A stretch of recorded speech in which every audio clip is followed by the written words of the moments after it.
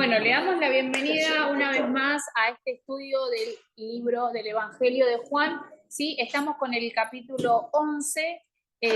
Iniciamos hoy el capítulo 11 del libro de Juan, de este podcast. Le damos la bienvenida a quienes nos están escuchando y bueno, a todos los presentes. Continuamos con la charla. Así es. Y bueno, hoy tenemos Juan 11. Juan 11 que el tema de Juan 11 tremendo. Es un unitema, podríamos decir, porque va a hablar de Lázaro. Bueno, la semana anterior también pasó lo mismo, un solo que, tema. Porque... todo el capítulo va a estar hablando de Lázaro, de la muerte de Lázaro, de la resurrección o cómo revivió Lázaro, y todas las repercusiones que se generan en base a esta señal milagrosa tremenda, troncal, que también es como una bisagra, porque a partir de esta señal milagrosa, ya los fariseos, los judíos, se determinan a matar a Jesús.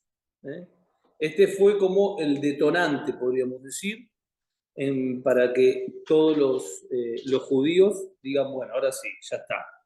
Se pusieron de acuerdo, digamos.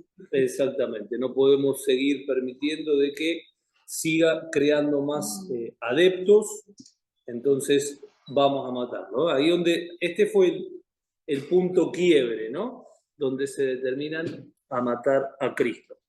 Y digo que revivió, ¿por qué revivió? Porque en realidad, según la palabra de Dios, en Colosenses 1, hola, gracias, dice de que Jesucristo es el primogénito de la resurrección, es decir, el primero en resucitar. Por eso, si bien vamos a hablar de que Lázaro, bueno, resucitó, vuelve a la vida, podríamos decir de que la palabra correcta es como que revivió. ¿Por qué? Porque vuelve a la vida que antes tenía. Mientras que Jesucristo, cuando resucita, Jesús no vuelve a la vida que tenía. Jesús resucita con una nueva esencia, con un nuevo cuerpo, ¿no?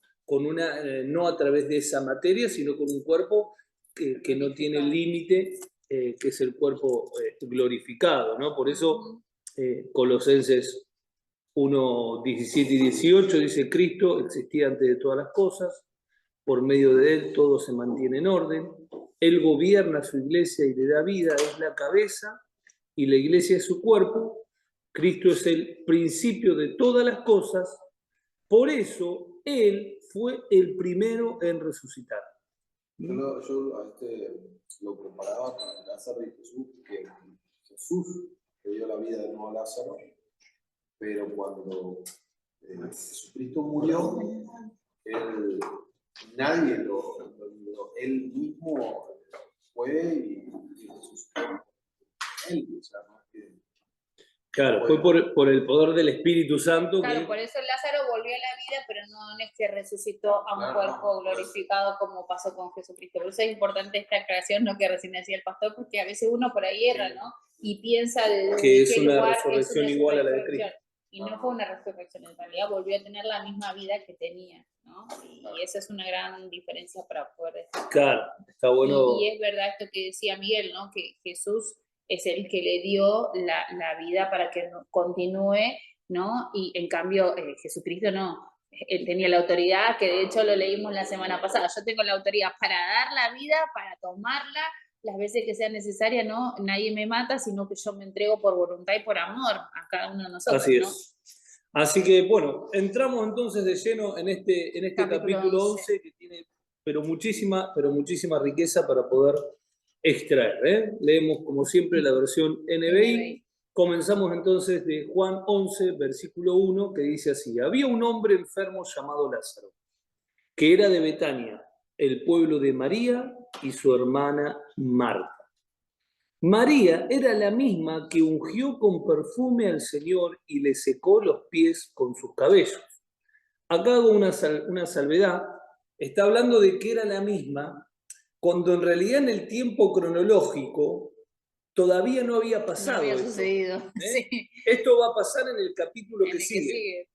Claro, pero recordemos que lo está escribiendo Juan el año 90, recuerden que Juan se escribió entre el 90 y el 110 después de Cristo.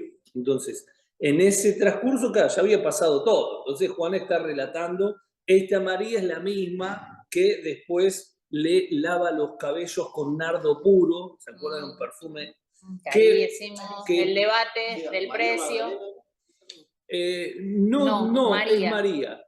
No dice el apellido, es María de Betania. María de Betania. No. Y que Juan te aclara que es la misma, digamos.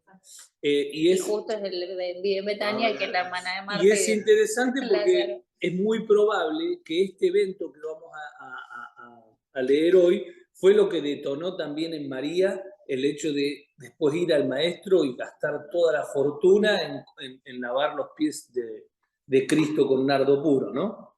Es muy probable que haya pasado. Bueno, versículo 3 dice, las dos hermanas mandaron a decirle a Jesús, Señor, tu amigo querido está enfermo. Fíjense que le mandaron a decir, y acá también es importante, hay varias conjeturas de dónde estaba Jesús. Jesús es probable que haya estado o en Jerusalén, que estaba cerquita, a 3 kilómetros, o por ahí estaba en Perea, que ya estaba a 30 kilómetros. Pero era un lugar que en el día vos podías ir, porque si no, María no podían haber mandado para decirle al Señor que está enfermo, su amigo, ¿no? Bueno, y versículo 4 dice, cuando Jesús oyó esto, dijo, esta enfermedad no terminará en muerte, sino que es para la gloria de Dios, para que por ella el Hijo de Dios, es decir, Él, sea glorificado. Jesús, dice, amaba a Marta, a su hermana y a Lázaro. A pesar de esto, cuando oyó que Lázaro estaba enfermo, se quedó 2 días más donde se encontraba. Hola, ¿cómo andan? ¿Todo bien? Estamos leyendo Juan, capítulo 11, la resurrección o la muerte y el revivir, hablando bien de Lázaro, ¿no?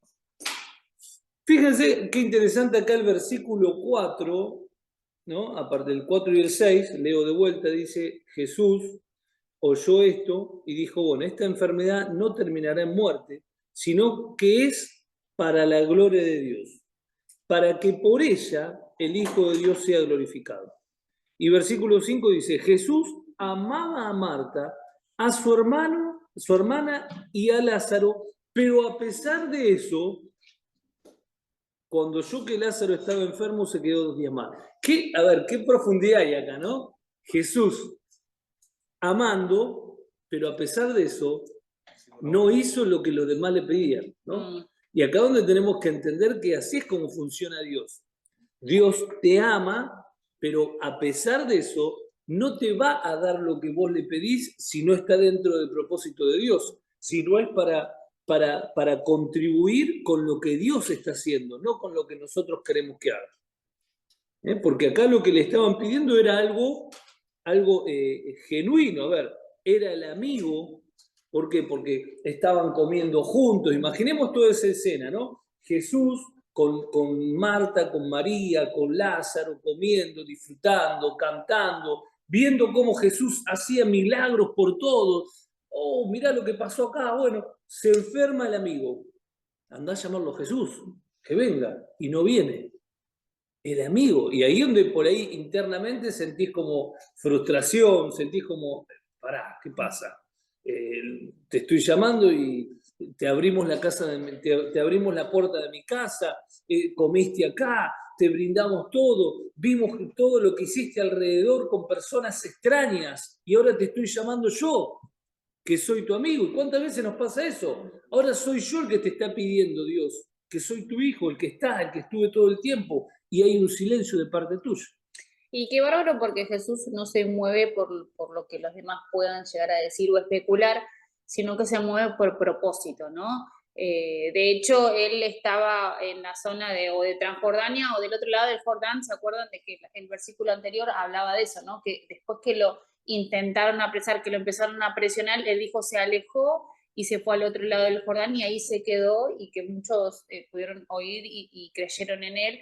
Y después inicia este relato y como que dice que se quedó en el mismo lugar, aparentemente que se quedó en el mismo lugar, que era un lugar en el que él se fue apartándose, ¿no? de toda esta multitud, porque él mencionó o mencionaba, o viene mencionando mucho esto de que todavía no es el tiempo, ¿no? Todavía no es su tiempo, ¿no?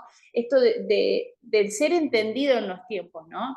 Está bien que Jesús, él tenía todo clarísimo, ¿no? Pero sí hay por ahí una pequeña enseñanza o riqueza que podemos sacar de esto, es poder ser entendidos en los tiempos, ¿no? No movernos por lo que van a decir, sino porque qué es lo que Dios quiere que haga, ¿no? Entendiendo que Jesús constantemente hablaba de esto, ¿no? Y expresaba, y a lo largo de todo el libro de Juan vemos esta expresión de Jesús de que no hago las obras mías, sino las de mi Padre, no hago esto por propia cuenta, sino por lo que el Padre me dice que haga, ¿no? Y acá vemos un llamado de que vení, que está mi hermano enfermo, y sin embargo, él se quedó, ¿no? Y sin embargo, él está haciendo lo que Dios quiere que haga, ¿no? Porque sin duda Dios le va a haber dicho, no, todavía quédate en ese lugar, ¿no? Por eso, ¿Diego?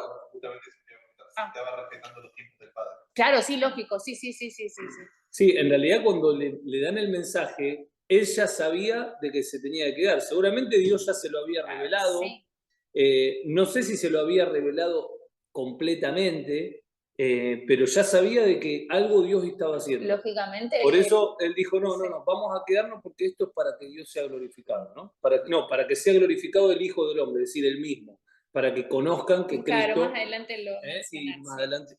Pero bueno, es interesante todo esto y también es importante nosotros en nuestra actitud diaria siempre decidir creer. Siempre decidir creer ante toda situación. Nosotros estamos en una situación, hay un enfermo, ¿cuál es la primera instancia? Dios lo sana.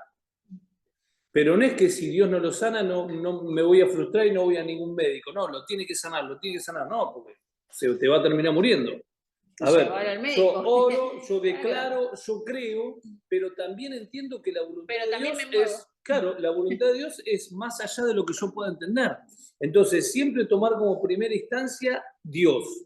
Siempre tomar como primera instancia entregar todo a Dios, pero no depende ni de mí ni de la situación, ¿no? ¿Cuántas veces nos pasa no solamente con nosotros, con familiares? Sí. Yo sigo orando todavía con una situación que está viviendo mi abuela y en mi familia no saben por qué, pero está viviendo esa situación y bueno, solamente Dios sabe por qué lo está viviendo. Sí. Nosotros no somos quien para decir, bueno, hace algo. Yo lo que yo tengo que hacer es decir, bueno, yo no entiendo lo que vos estás haciendo, pero lo que estás haciendo, seguí haciéndolo. Y que pueda mi oración colaborar para que se pueda efectuar lo que vos estás haciendo. Porque a veces, a ver, les cuento un poquito de testimonio para que ustedes puedan comprender de qué se trata, ¿no? Tengo mi abuela que está muy enfermita y mi tía que vino de España porque supuestamente era el último tiempo de mi abuela, pero resulta que el último tiempo se transformó en meses. En meses y en meses y en meses y en meses y los médicos no entienden qué pasa, a base de morfina y no se sabe qué pasa y puedo decir, no sé, pero en ese letargo que no está pasando nada y que ella se está manteniendo, alrededor de ella Dios está obrando. ¿Por qué? Porque está trabajando con los hermanos, está trabajando con las personas que se quedaron, está trabajando con todo el entorno. Y vos decís, vos por ahí te focalizás en ella, decís, pero ¿qué pasa con ella? No mirés acá. Dios está obrando mucho más que esto. ¿Se entiende? Por eso es tan importante uno ser sabio y decir, bueno, no entiendo lo que Dios está haciendo, pero confío y que Dios siga obrando. Versículo 7 dice, después dijo a sus discípulos, volvamos a Judea. Rabí, objetaron ellos, hace muy poco los judíos intentaron apedrearte. ¿Y todavía quieres volver allá? ¿Acaso el día no tiene 12 horas? Respondió Jesús. El que anda de día no tropieza porque tiene la luz de este mundo, pero el que anda de noche sí tropieza porque no tiene luz. Acá vemos la mentalidad del discípulo de decir, hay un peligro, no vayas. Jesús nunca le importó el peligro, le importaba siempre la voluntad. No le importaban las estadísticas. Es decir, no voy ahí porque me quisieron apedrear, entonces no tengo que volver. No. A ver, donde Dios lo mandaba, él iba. Él no le tenía miedo a la muerte física. Él sabía que tenía que hacer la voluntad de Dios. Y utiliza esta figura literaria, ¿no? Como entendiendo de que lo importante es caminar en la voluntad de Dios. Caminar en el día, en el tiempo preciso. Durante este día hay que trabajar. Va a llegar la noche donde ya no vamos a tener tiempo para trabajar. Y es otro tiempo. Por eso ahora es el tiempo, ¿no? Y aparte entendiendo que él ya se había citado a él mismo como la luz de este mundo, ¿no? Entonces, mientras esté la luz de este mundo, hay que hacer, ¿no? Las cosas. Mientras esté el día y esté la luz, es decir, mientras yo esté en esta tierra, tengo que hacer lo que tengo que hacer. No me puedo acobardar porque si me tiraron piedra o si me dijeron no, ¿no? Y qué bárbaro porque él habla constantemente, alegóricamente, ¿no? Usa las figuras literarias en las que uno ahora, ¿no? Con el diario del lunes es fácil, ¿no? Ellos en ese momento capaz que al transitar no lo notaban, pero nosotros al leer las escrituras, poder pensarlas y meditarlas y la revelación del Espíritu de nosotros nos damos cuenta de esto mismo, ¿no? De esta riqueza de decir, él mismo estaba diciendo, tengo que hacer, me urge hacer lo que debo hacer y no lo que quiero, ¿no? Porque sí, sin duda que está hablando de él mismo cuando dice de que es de día y la luz del mundo está acá, porque es la luz del mundo, no es que estaba la luz, simplemente, ¿no? Está hablando justamente de él mismo, ¿no? Qué tremendo. Y ahora lo que vamos a ir viendo, lo que Jesús viene arrastrando, que una mentalidad de los discípulos que no entendían.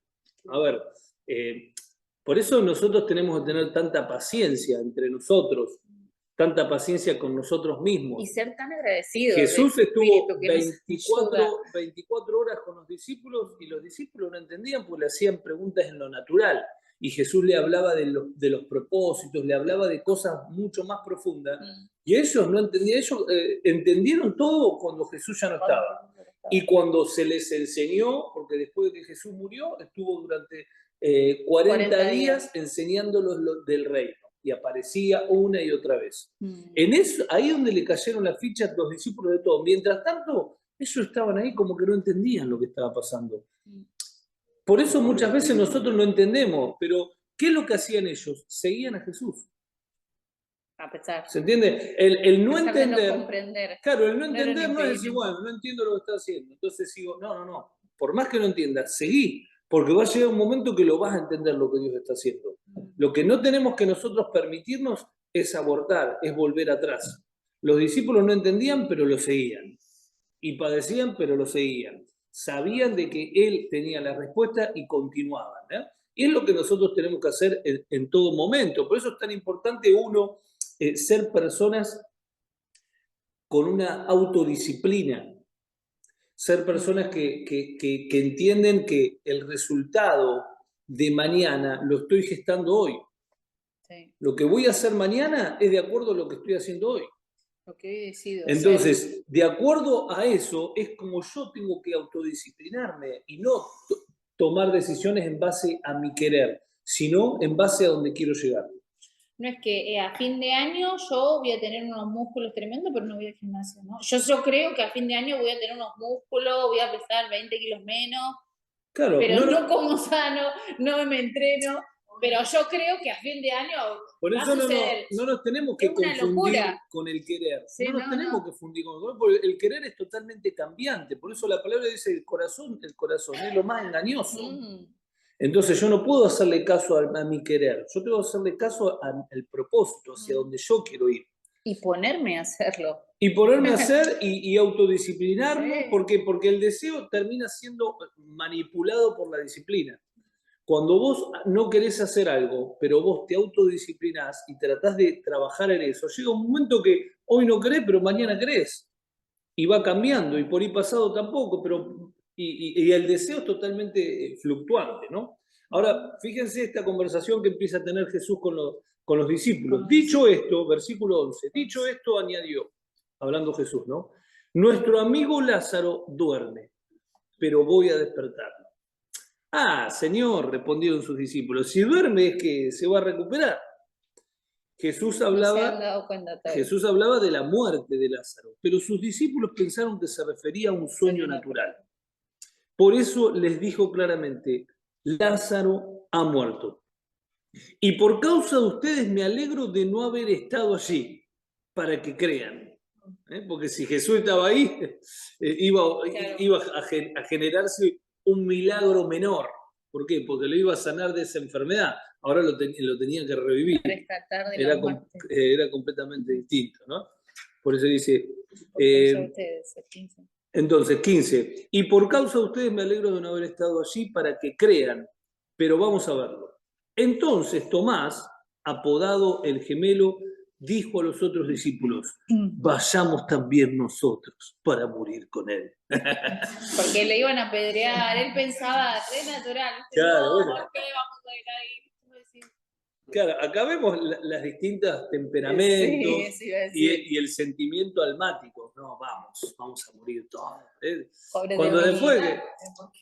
Claro. de que cuando lo agarraron a Jesús fue el primero que salió corriendo, se metió en el bosque y desapareció, ¿no? Como tantos otros, pero en ese momento yo voy a entregar todo por ti, Señor. ¿No? Versículo 17. Dice, a su llegada, Jesús se encontró con que Lázaro llevaba ya 4 días en el sepulcro. Estaba en la entrada de Betania. Betania estaba cerca de Jerusalén, como a 3 kilómetros de distancia. Esa salvedad no la hace, no se sabe si la hace porque Jesús estaba en Jerusalén o porque en realidad desde Jerusalén llegaron muchísimos discípulos, fariseos, todos porque estaba llena la casa de personas saludando a María y a Marta, ¿no? Sigue diciendo, versículo 19, y muchos judíos, ven, habían ido a casa de Marta y María a darles el pésame por la muerte de su hermano. Cuando Marta supo que Jesús llegaba, fue a su encuentro, pero María se quedó en la casa. Señor, dijo Marta a Jesús, si hubieras estado aquí, mi hermano no habría muerto. Pero yo sé que aún ahora Dios te dará todo lo que le pidas. ¿Qué quiso decir con eso, Marta? A ver, ¿qué opinan? Vamos a analizar un cachito antes de continuar esta exclamación o este reproche de Marta. Marta le dijo a Jesús, si vos hubiese estado aquí, mi hermano no hubiese muerto. Ahora dice, pero yo sé que aún ahora Dios te dará todo lo que le pidas. ¿Qué era lo que le estaría pidiendo ahí? ¿No? Que Lázaro no se hubiera muerto, tenía fe, confiaba en él, sabía que él podía hacer algo. Claro, primero le hace un reproche, ¿no? Entendiendo de que Marta, ya Jesús había estado en la casa, vieron que empezó el relato diciendo de que Marta, María y a Lázaro los amaba porque los conocía, ¿no? Y vemos que Jesús ya había estado en la casa de ellos, ya había estado hablando, compartiéndoles, y Marta había sido la que estaba ocupada en los quehaceres, ¿no? Y que inclusive le reprocha, ay, Señor, no le dices a mi hermana que me ayude, que estoy sola, ¿no? Y Jesús le responde a Marta diciendo, bueno, Marta, tranquila, porque María eligió la mejor parte, que es escucharme a mí. Atender a las personas y hacer los quehaceres siempre lo vas a poder hacer, pero que yo esté acá en tu casa no siempre va a suceder, ¿no? Y Jesús le da esta enseñanza, ¿no? Y esa misma Marta que en un momento le reprochaba a Jesús, ¿qué va? Lo primero que hace es esto, ¿no? Reprocharle, ¿ves? Si vos hubieras estado acá, siempre, ¿no? Con esa actitud de reproche, ¿no? Pero también entendiendo y conociendo lo que era Jesús, reconociendo quién era, ¿no? Es importante, ¿no? Porque si bien Marta le reprocha, también reconoce de que si hay alguien que pueda hacer algo en esta situación, es él, ¿no? Pero fíjense que acá donde aparece como una especie de contradicción, ¿no? ¿Por qué? Porque Marta le reprocha que no estuvo y le dijo, bueno, pero ahora si vos querés lo podés resucitar, ¿no? Porque cualquier cosa que le pidas puede hacer. Ahora, ¿qué es lo que le contesta Jesús? Bueno, tu hermano resucitará, le dijo Jesús. Versículo 23. ¿Y qué le contesta a Marta? Sí, yo sé que va a resucitar en la resurrección, en el día final, respondió Marta. Pero vos no le habías, Marta recién había pedido a Jesús. No era la que recién estaba diciendo de que... Claro, ven la contradicción natural del ser humano, la contradicción de que a veces le pedimos algo a Dios y cuando Dios te dice sí, vos no le crees. Y ahí es donde vos terminás vos abortando vos mismo lo que Dios te quiere dar.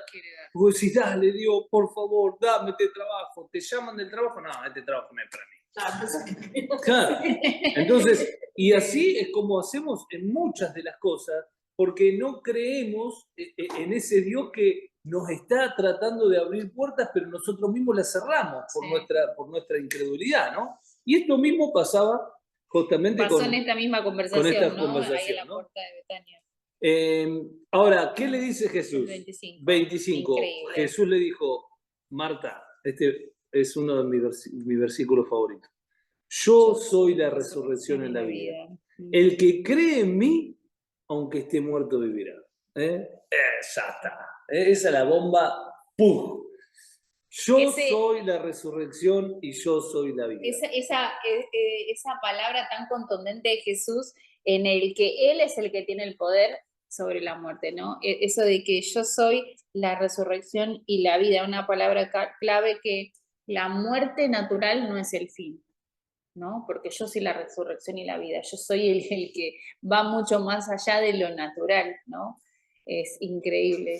Y qué bárbaro esto, ¿no? Yo soy la resurrección y la vida. El que esté muerto, el que cree en mí, aunque esté muerto literalmente, va a vivir. ¿Por qué? Porque la muerte literal no va a detener nunca a una muerte eterna que trasciende a toda frontera, ¿no? Sí. Ahora, sigue diciendo, versículo 26, y todo el que vive y cree en mí no morirá jamás. ¿Crees esto? Le pregunta Jesús, ¿no? Marta, ¿crees esto realmente? ¿Por qué? Como decir, bueno, a ver, esperá, vamos a empezar de vuelta. Porque ¿vos estás realmente creyendo o realmente hay un convencimiento en vos? Ahí es como que en 2 minutos o en 2 segundos Jesús le plantea las bases de lo que dónde tiene que estar parada Marta. Expone una verdad que ya la sabía seguramente Marta, ¿no? Pero explícitamente se lo dice, yo soy la resurrección y la vida, yo soy el que tiene poder y el que cree en mí, aunque esté muerto, va a vivir. ¿Vos creés en esto? Claro. ¿No? Para que no haya lugar a duda, ¿no? Por eso el versículo 26, leo de vuelta, dice, todo el que vive y cree en mí, no morirá jamás. ¿Crees realmente esto? Marta dijo, sí, Señor, yo creo que tú eres el Cristo, el Hijo de Dios, el que había de venir al mundo. Y dicho esto, Marta regresó a la casa y llamando a su hermana María, le dijo en privado, el maestro está aquí y te llama. Cuando María oyó esto, se levantó rápidamente y fue a su encuentro. Jesús aún no había entrado en el pueblo, sino que todavía estaba en el lugar donde Marta se lo había encontrado. En la entrada del pueblo. Los judíos que habían estado con María en la casa, dándole el pésame, al ver que se había levantado y había salido deprisa, la siguieron, pensando que iba al sepulcro a llorar. Cuando María llegó a donde estaba Jesús, lo vio, se arrojó a sus pies y dijo, Señor, si hubieras estado aquí, mi hermano no hubiese muerto.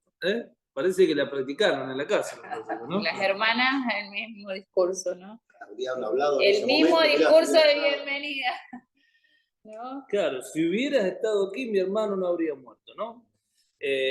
Y el 33 dice, y al ver llorar a María y a los judíos que habían acompañado, Jesús se turbó y se conmovió profundamente. Acá donde vemos la naturaleza humana de Jesús.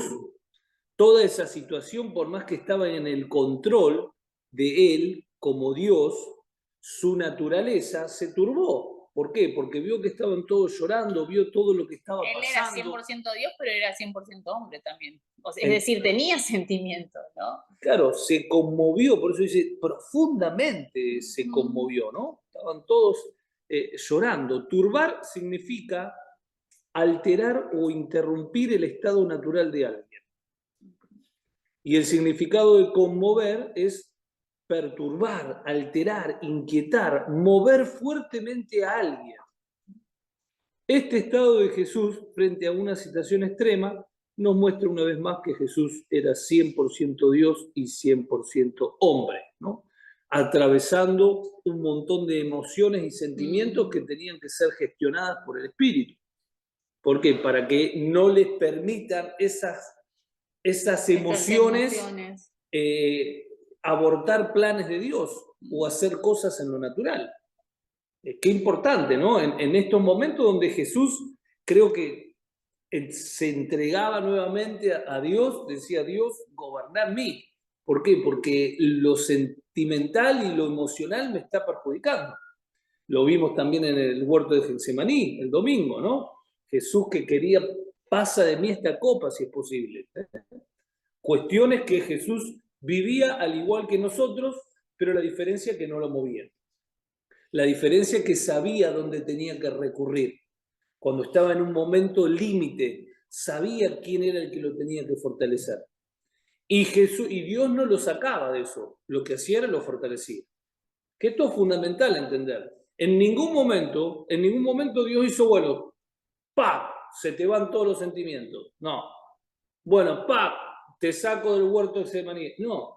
Lo que hizo es, lo fortalecía en el momento de dificultad.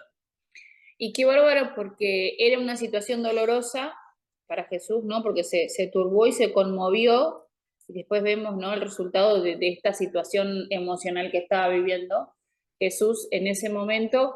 Y qué bárbaro, porque cuánto era que afectaba a sus emociones esta situación, porque inicia el relato, cuando recibe la noticia, él mencionó que amaba a Marta, a María y a Lázaro.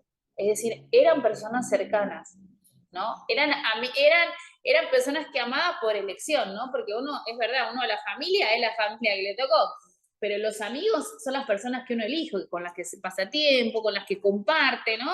Todos sabemos lo que es el significado de lo que es la amistad, ¿no? Esas personas que uno elige y que las ama, porque a medida que las vas conociendo, las vas amando, las vas acompañando, van creciendo, se van desarrollando, ¿no? Y vemos cómo Jesús tenía un vínculo muy cercano y lo menciona, esto de amar a esas personas, ¿no? Va más allá de que simplemente los conocía. Ya otros relatos cuentan de que había inclusive estado en su casa, ¿no? Y que habían compartido tiempo. Y qué tremendo, porque Jesús, como ser humano, digamos, estaba dolido por la situación. Pero cómo, a pesar de esa situación, pudo tener la entereza de no torcer o doblar el propósito que Dios ya tenía con esa situación, ¿no? Y él, a pesar de conocer todo, porque él viene desde la eternidad, o sea, estaba en el cuerpo de un hombre, ¿no? Estaba con todo lo que hoy nosotros vivimos, ¿no? Y vivió lo que nosotros vivimos hoy y vivenciamos hoy, pero a pesar de eso, él no se dejó limitar, ¿no?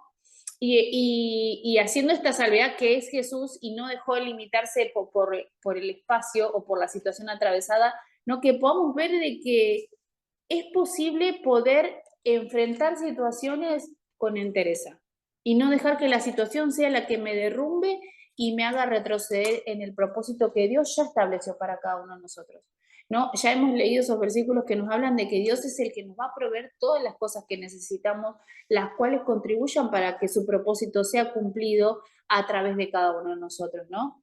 Y entonces no es que nos comparamos con Jesús y decimos, bueno, si Jesús pudo aguantar a pesar de que lloró, a pesar de que se sintió mal, voy a hacer lo mismo. No es que me comparo, sino que lo que tengo que hacer es decir, dame esa fortaleza, Dios. Dame esa entereza, porque sin duda de que esa fortaleza y esa entereza que tuvo que tener Jesús en ese momento fue provista por el Padre. Porque él, como ser humano, en ese momento estaba totalmente dolido, ¿no? Porque inicia el relato diciendo que eran personas que amaba, ¿no? Y estaba muerto.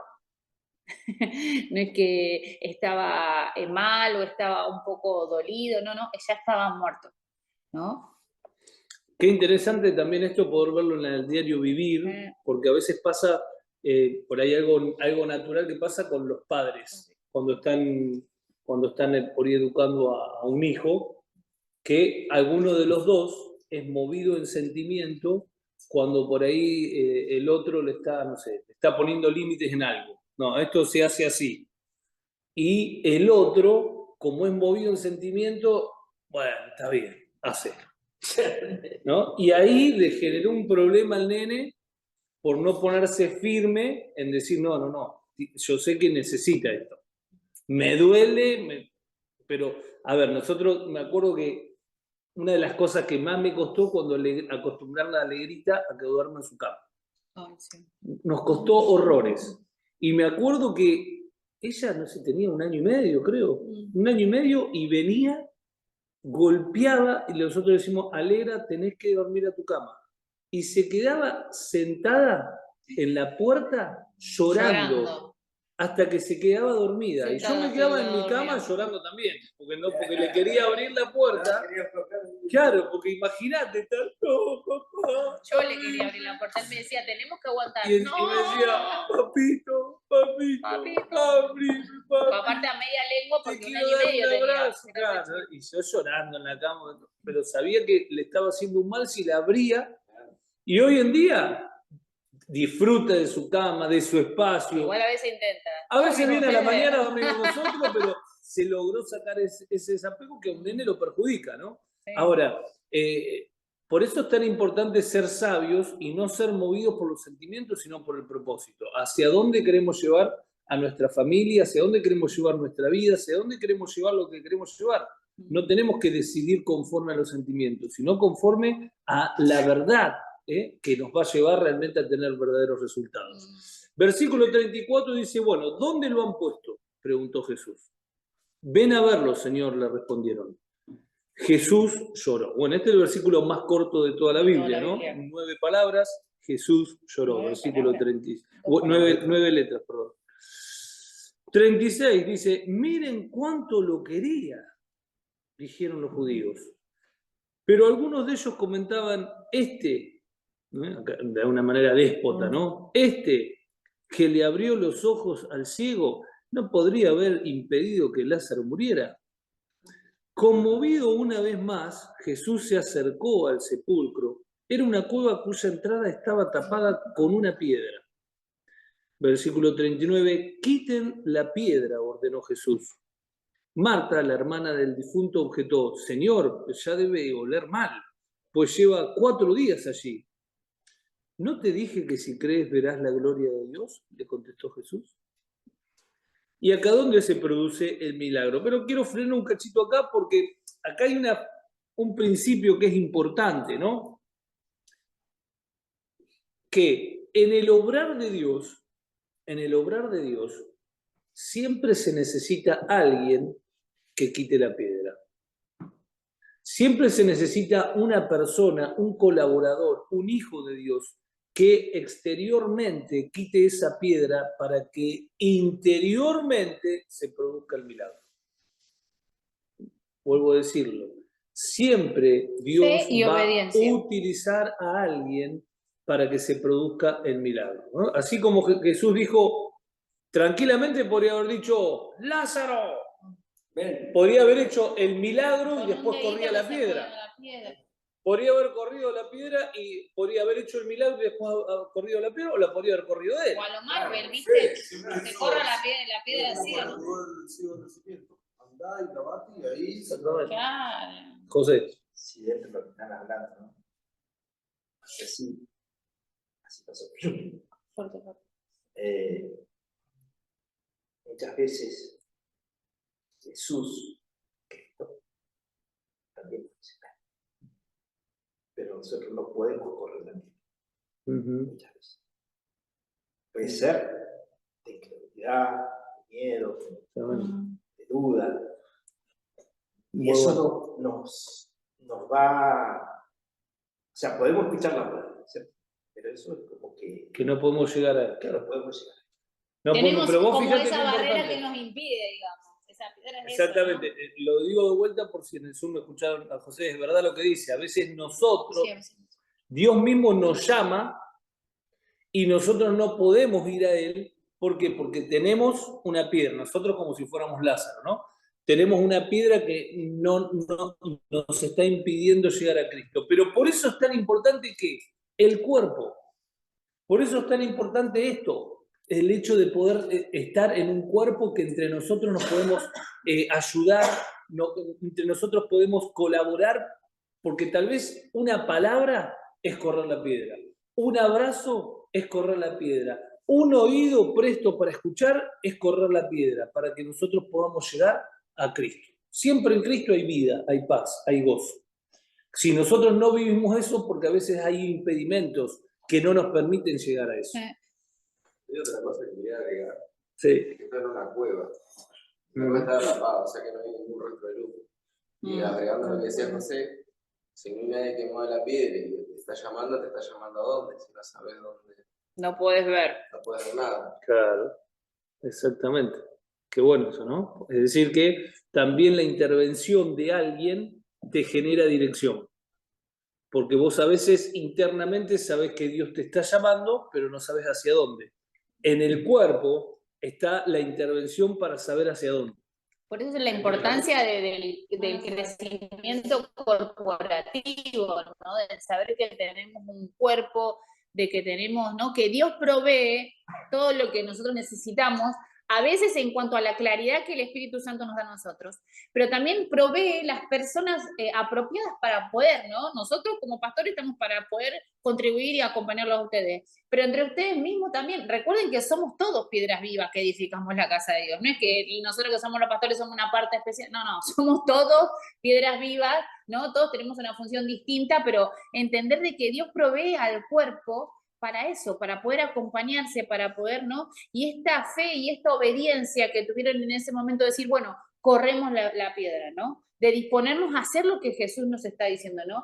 Es fundamental, porque a veces Dios mueve a uno, decir, bueno, no sé, tengo que llamar a Gladys. Y digo, no, total, los pastores se encargan, ¿no? Que yo que lo voy a estar llamando a Gladys y ni siquiera me hablé con ella, es un sentir mío, ¿no? Y a veces Dios lo está poniendo en tu corazón, porque es el que te está moviendo a que puedas ser esa persona que interviene en ese momento adecuado. Y capaz que Gladys justo estaba necesitando una palabra de aliento, qué sé yo. ¿No? Pongo Gladys porque justo estaba ahí sentada, ¿no? Pero entender Dios esto, nos ¿no? tiene que correr de esa mirada de que somos... antropocéntrica. Claro, no, de que somos parte de la tribuna. Claro, no. Nosotros no somos parte de la tribuna, nosotros somos jugadores que están jugando el partido. En la antigüedad, el pensamiento religioso y por ahí católico romano era el que nos hacía creer que éramos nosotros menos los laicos. Estaba el clero, que hacían todo, y el laico que se quedaba sentado solamente miraba todo, ¿no? Pero eso es una mentalidad totalmente diabólica, porque somos cuerpos. Por eso dice la palabra de Dios que cada uno tiene una función específica. Y ojo, ¿por qué? Porque a veces la función que parece menos importante es la que más se necesita. La fundamental, claro. Y por ahí hay partes que las vestimos con más decoro, dice la palabra. Y cada uno de nosotros tenemos una parte, y Dios sabe cuál es la parte. Por eso quiero leer, en base a este entendimiento, 2 de Corintios, en la versión NTV, 2 de Corintios 5, a partir del 18 al 20. Fíjense y tratemos de cada uno ponernos como parte de esto que está hablando, ¿no? Como hacernos cargo de esta palabra. 2 de Corintios 5, del 18 al 20, en NTV. Hay uno que, ¿quién era que decía? Hacete cargo, en la televisión del... bueno, se me fue el nombre. Bueno. ¿Qué de lo hicieron? No, un pastor, pero un pastor medio raro. Bueno, 2 de Corintios. No me acuerdo. José, bueno, ya me acordé el nombre. Bueno, 2 de Corintios 5:18 dice así: y todo esto es un regalo de Dios, quien nos trajo de vuelta a sí mismo por medio de Cristo. Hasta ahí va perfecto, ¿no? Y nos ha dado a nosotros la tarea de reconciliar a la gente con Dios. Versículo 19 dice: pues Dios estaba en Cristo reconciliando al mundo consigo mismo, no tomándole más en cuenta el pecado de la gente, y nos dio a nosotros este maravilloso mensaje de reconciliación. Versículo 20. Así que somos embajadores de Cristo. Dios hace su llamado por medio de nosotros.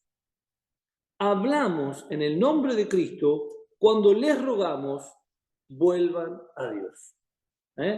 Claro, claro, qué tremendo, qué poderoso.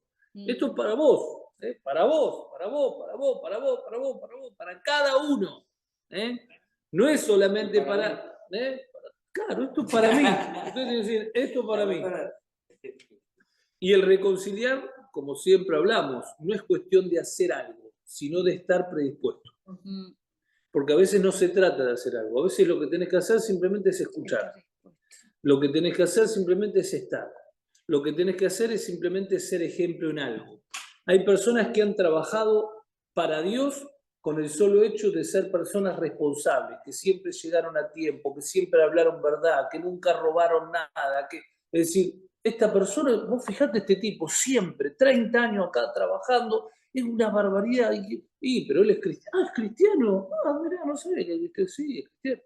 Ahí ya está glorificando a Dios, tu testimonio. Entonces, el estar dispuesto desde ese lado es lo que nos hace a nosotros ser parte de lo que Dios está haciendo. Porque dice la palabra que somos cartas leídas. O sea, que el mundo nos está mirando a nosotros, cómo caminamos, qué hacemos, cómo oramos, como dice el pastor, en el trabajo, en la calle, en el deporte, a donde sea. Tiene que ser luz, o sea, demostrar que realmente hay algo especial en nosotros. Exactamente. Bueno, seguimos, versículo 41, seguimos con esto. A ver qué pasa. Acá donde viene 41 dice, entonces quitaron la piedra.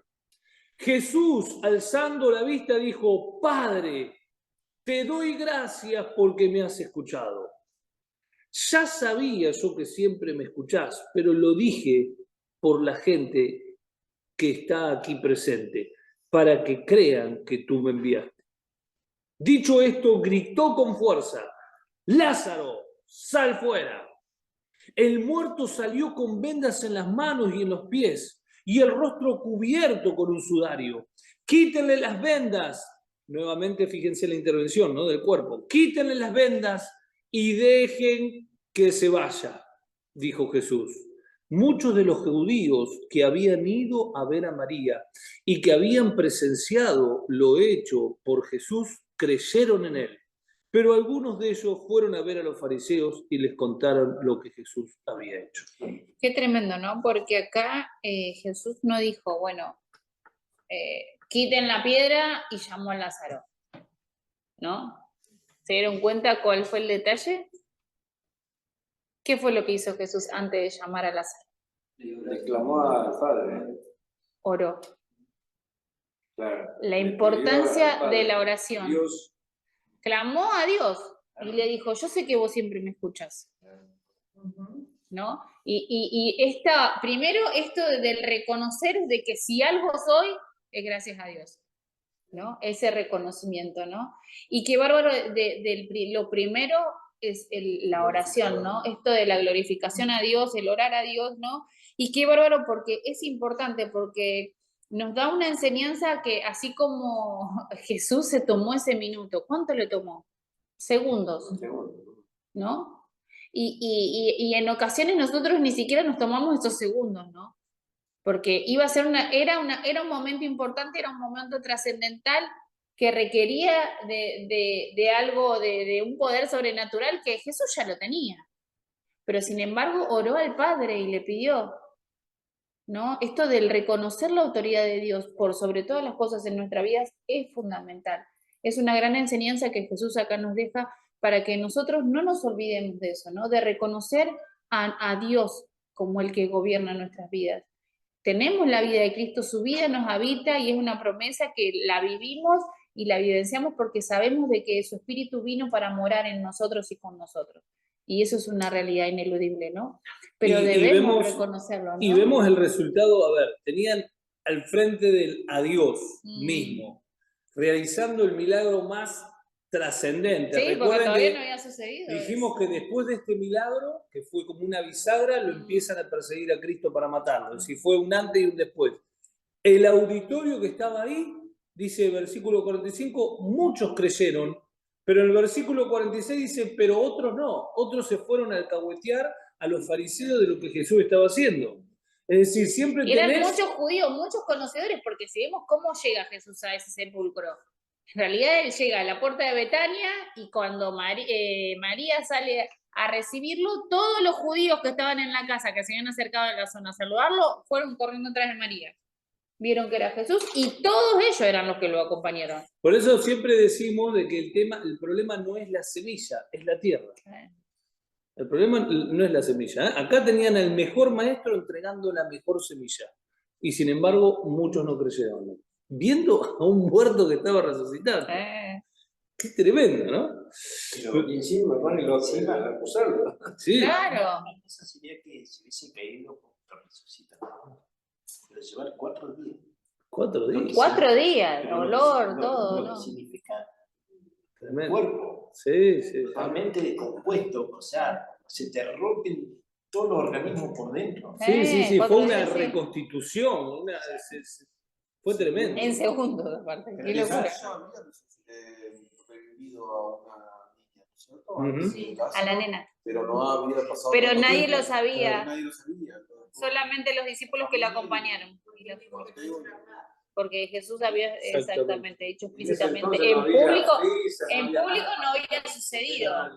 Sino que estuvo dentro de una cueva donde Había que repetir lo mismo, más se todavía no había tiempo. Todavía no era el tiempo. Exactamente, ¿no? Tremendo. Versículo 47 dice, entonces los jefes de los sacerdotes y los fariseos convocaron una reunión del consejo. ¿Qué vamos a hacer? ¿Por qué completaron? Porque fueron los otros alcahuetes a contar lo que había pasado, ¿no? En el 46. Dice, este hombre está haciendo muchas señales. Si lo dejamos seguir así, todos van a creer en él. Se nos terminó el ¿Qué negocio. va a hacer de nuestra vida? Entonces vendrán los romanos y acabarán con nuestro lugar sagrado. Fíjense la mentalidad. Entonces vendrán los romanos y acabarán con nuestro lugar sagrado. Una mente totalmente temporal, ¿no? Incluso con nuestra nación.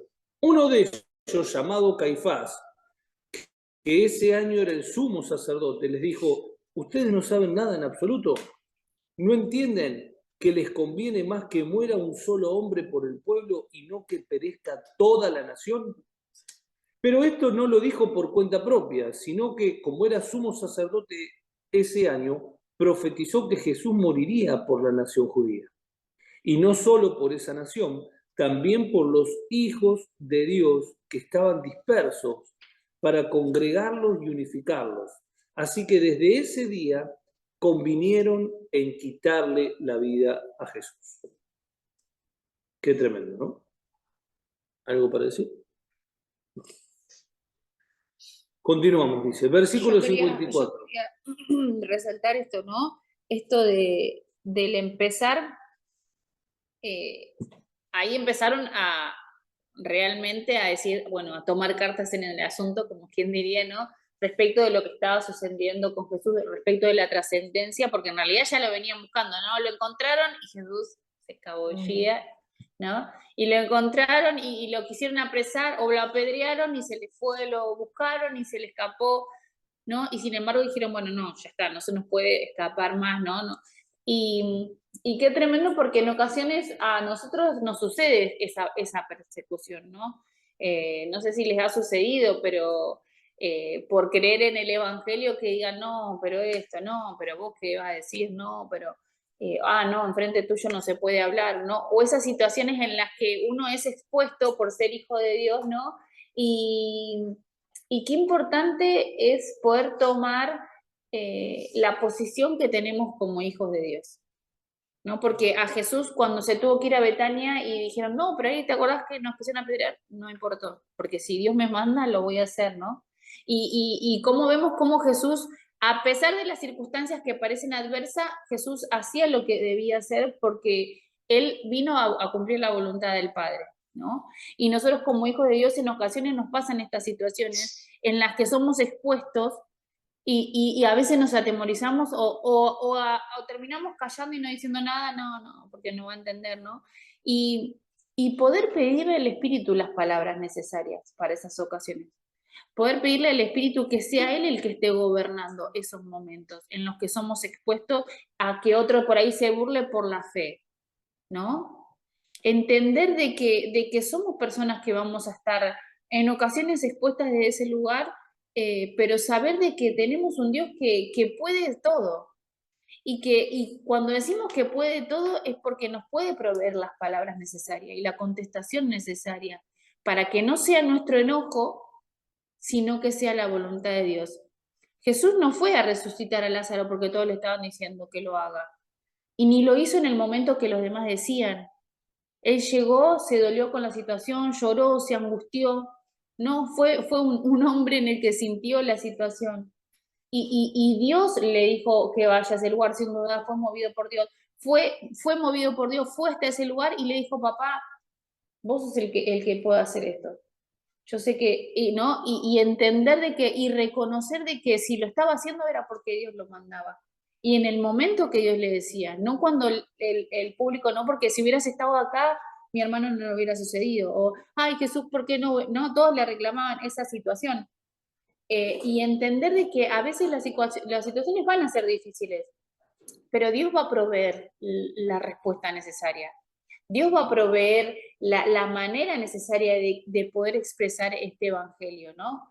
Porque es importante entender esto, más allá de los planes que tenemos como congregación, que tenemos el Transformando Mi Mundo, que decimos, ¿no? De que en cada casa pueda ser expresada la vida de Cristo, o de la necesidad de poder expresar a Cristo, ¿no? Más allá de esos planes que tenemos como congregación, es importante entender que mi responsabilidad de llevar la vida de Cristo es siempre. Es a pesar de que mi vecino se esté burlando, ah, vos que sos cristiano, mira, ¿dónde dejaste, no sé, la bolsa de basura? Uy, perdón, ¿no? Y la pongo en su lugar. No, ¿qué te importa? No, no, porque en vez de que sea mi humanidad, que sea la vida de Cristo, ¿no? Y Dios va, vos, ¿qué? Dios va a proveer las palabras necesarias para que sea reflejado Él y para que la vida se vea, ¿no? Porque después de ese corran la piedra, de ese de orar a Dios, fue vista la vida, ¿no? Porque volvió a la vida una persona que estaba muerta durante 4 días, ¿no? Entonces es importante eso, ¿no? Que puede volver a surgir la vida, siempre y cuando deje que el gobierno de Dios esté sobre mi vida.